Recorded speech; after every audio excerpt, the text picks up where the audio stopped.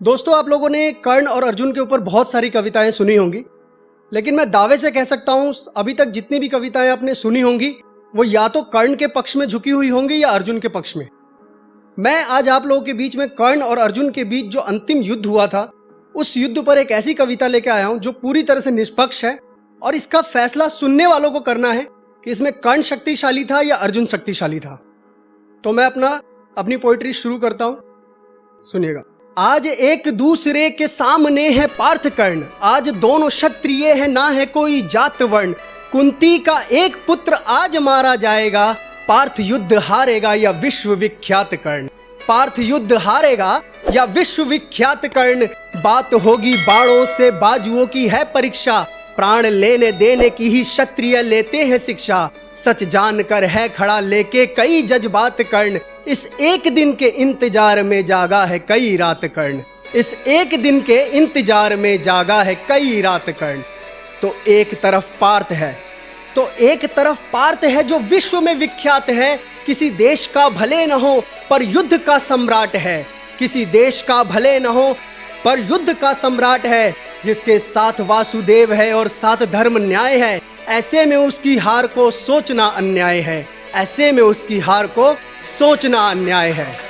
अब कर्ण और अर्जुन का जब युद्ध प्रारंभ होता है तो सुनिए। कर्ण पार्थ के था हर बाण को काटे, जैसे हो वो तिनके लिए। कर्ण ने सारे अस्त्र रखे थे केवल आज के दिन के लिए। कर्ण ने सारे अस्त्र रखे थे केवल आज के दिन के लिए। देख के कर्ण का अतुलित कौशल कृष्ण ने पार्थ को यूं चेताया, ये क्षण में सब कुछ नष्ट कर देगा जो तुमने न उत्तम दिव्यास्त्र चलाया। ये क्षण में सब कुछ नष्ट कर देगा जो तुमने न उत्तम दिव्यास्त्र चलाया। अब क्रोधित हो गए धनंजय और रौद्रास्त्र का आह्वान किया, और कर्ण ने भी उधर ब्रह्मास्त्र को अपने ध्यान किया। तभी सामने आ गया श्राप परशुराम का, और ब्रह्मास्त्र तो छोड़ो रहा कोई अस्त्र रहा ना काम का। और ब्रह्मास्त्र तो छोड़ो कोई भी अस्त्र रहा ना काम का। कर्ण के श्रापित जीवन का बोझ इतना बढ़ गया, रथ उसका धरती में नहीं मानो पाताल में जाके गड़ गया। रथ उसका धरती में नहीं मानो पाताल में जाके गड़ गया। अब कर्ण उठाने लगा युरथ को, अपने श्रापित उस किस्मत को। अर्जुन था बेशुद्ध भौचक्का, कैसे काटूं इसकी गर्दन जब तक है ये खड़ा निहत्था।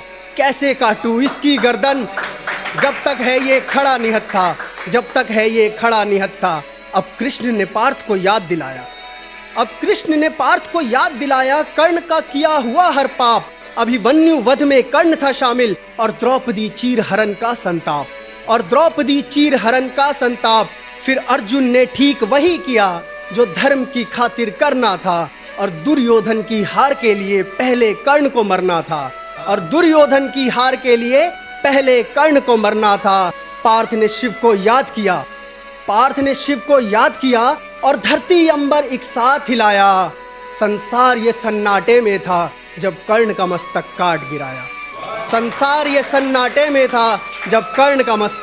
गिराया। तो दोस्तों, इसी उम्मीद के साथ कि इस कविता को आपने निष्पक्ष समझा होगा और आपको पूरा आनंद आया होगा। तो थैंक यू वेरी मच।